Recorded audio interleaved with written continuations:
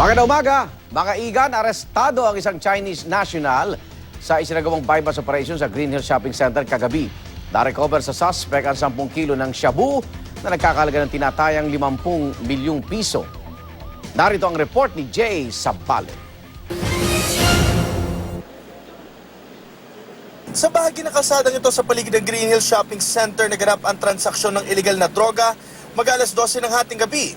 Pero lingid sa kalaman ng suspect na kinilalang si Jean Fa Wang. Police asset pala ang kausap niya para sa bentahan ng 10 kilo ng hinihinalang high-grade shabu. Arestado ang suspect at nabawi rin ang 10 milyong budol money. Pero ang street value raw ng drogang nakuha ayon sa otoridad, nasa 50 milyong piso. Alam naman po natin pagka lumabas yan sa market, sa kalsada, ay sigurado po mas malaking krimen po ang mangyayari.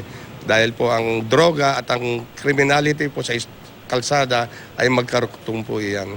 Ayon sa NCRPO, nag-ugat ang operasyon sa ginawa rin nilang bypass operation sa Green Meadows 2 linggo na ang nakalilipas. Mas mapangas rin daw ang transaksyon ng mga hinihinalang drug lord ngayon. Mabilisan na raw at halos hindi na patago. Pagkaabot nga raw ng asset nila ng pera, abot agad ang items habang nakabukas ang makina ng sasakyan ng sospek. Nagtangka pa ang tumakas pero napalibutan na po ng mga operatiba po natin. Hirap namang kuna ng pahayag ang naarestong sospek dahil hindi raw ito marunong magtagalog o Ingles.